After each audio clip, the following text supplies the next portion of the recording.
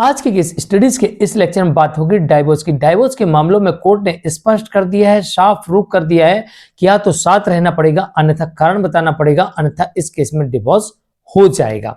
दरअसल ऐसे मामले देखने को मिलते हैं जहां पर कोर्ट ये कह रही कि भाई आप इतने दिनों से अगर आप पत्नी के साथ नहीं रह रही थी तो ऐसी स्थिति में अब आपको ये कोई भी अधिकार नहीं मिलता है कि आप ये कहो कि उसको डिवोर्स मत दो।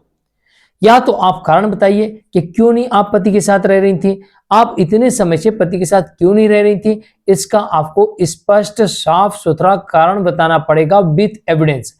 अगर आपके पास में कारण बताने के लिए कोई तर्क नहीं है, तथ्य नहीं है, सबूत नहीं है, तो फिर इस मामले में पति को डिवोर्स दे दिया जाएगा, ऐसे डिवोर्स को नहीं रोका जाएगा।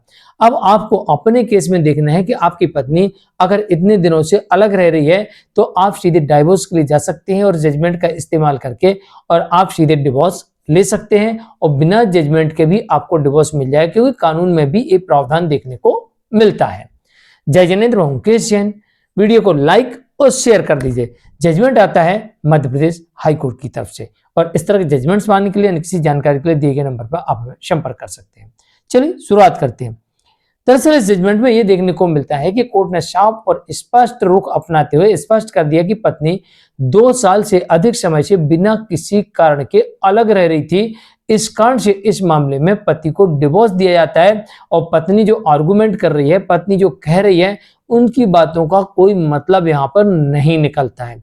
अब इस जजमेंट से बिल्कुल साफ हो गया, नीट एंड क्लीन हो गया कि भाई आप 2 साल से अलग रह रही, अलग रहने का आपके पास में कारण क्या है ये तो बता दीजिए। कारण क्या है?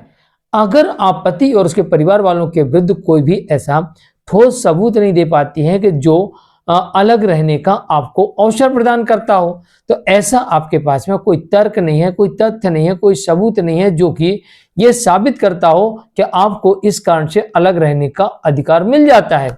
जब पति से अलग रहने का अधिकार आपको नहीं मिलता है तो ऐसी परिस्थितियों में आपके पास में ऐसा कोई भी तर्क और तथ्य नहीं होना चाहिए कि जो पति की डिवोर्स को रोक सके, और कोर्ट ने इस मामले में पति के पक्ष में तलाक का आदेश कर दिया। तो देखिए, कानून में ये प्रावधान ये देखने को मिलता है कि अगर आपका जीवन साथी 2 साल से अधिक समय से अगर अलग रह रहा हो, 2 साल का सेपरेशन हो चुका है, तो यह डिवोर्स का कारण बनता है। लेकिन कानून ये कहता है कि डिवोर्स का कारण बनता है, तो मान लीजिए कि मैं पीड़ित हूं, मुझे नहीं रहना इसके साथ, तो फिर मैं ऐसी स्थिति में डिवोर्स के लिए जा सकता हूं। 2 साल का जो ये सेपरेशन का पीरियड है, मैं पीड़ित भी हूं और 2 साल का सेपरेशन का पीरियड भी है, तो मेरे पास ये प्रॉपर सबूत है डिवोर्स लेने का। लेकिन अब मेरे पास कोई सबूत नहीं है, लेकिन 2 साल का सेपरेशन का पीरियड गुजर चुका है, तो अब मेरे पास कोई सबूत नहीं है, तो नहीं है, ये यहां कोई दिक्कत नहीं चाहिए। इस जजमेंट से यही निष्कर्ष निकलता है कि मुझे डिवोर्स लेना, मेरे पास कोई सबूत नहीं है, लेकिन जो मेरा जीवन साथी है वो 2 साल से अलग रह रहा है, तो अब उसको ये साबित करना पड़ेगा कि वो पिछले 2 सालों से मेरे से अलग क्यों रह रहा, क्यों नहीं उसने आने का प्रयास किया। हमने इतनी बार बुलाया, इतनी बार लेने गए, दाम्पत्य पुनर्स्थापन का केस फाइल किया, नोटिस भेजा है, पत्र लिखे, पंचायत जोड़ी, आप नहीं आए। तो आप नहीं आई ना, हमारे पास वजह सबूत होना चाहिए कि हमने पंचायत लगाई, कि हम लोग लेने गए थे, कि और कोई पत्र लिखा था या कोई चैट पे या कुछ भी ऐसा सबूत होना चाहिए, इससे साबित होता होगा हमने लाने का भरसक प्रयास किया और पत्नी आने के लिए तैयार नहीं थी। या फिर पत्नी के पास ये सबूत होना चाहिए कि मैंने वापस जाने का भरसक प्रयास किया, इसके बावजूद भी हमें पति ने नहीं बुलाया, नहीं लेने आया। तो ऐसी स्थिति में अब ये 2 साल का जो पीरियड बन चुका है, ये डिवोर्स के लिए पर्याप्त आधार बनता है।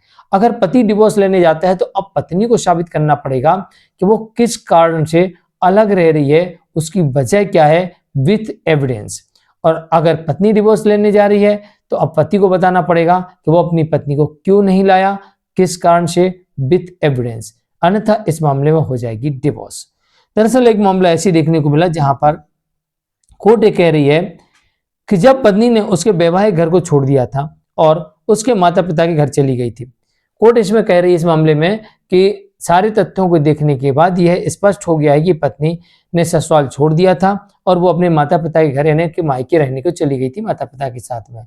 2 साल हो गए थे और उसने पति के बुलाने पर, पति जब सेक्शन 9 का केस करता है, दाम्पत्य पुनर्स्थापना केस करता है, तो इस केस में भी पत्नी ने वापस आई नहीं, वापस साथ रहने के लिए उसने कोई प्रयास नहीं किया, पति के सारे प्रयास विफल रहे।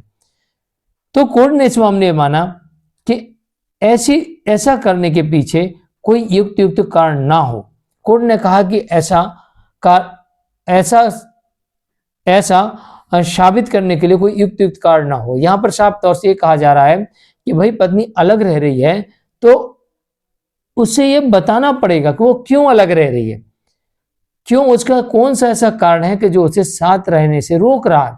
तो पत्नी के पास में कोई कारण नहीं था। तो कोर्ट ने यहां पर माना कि एक अभिहित जन साबित होता है और अभिहित जन के आधार पर पति को मेंटल क्रूरल्टी हुई और मेंटल क्रूरल्टी के आधार पर पति को डिवोर्स दिया जाता है।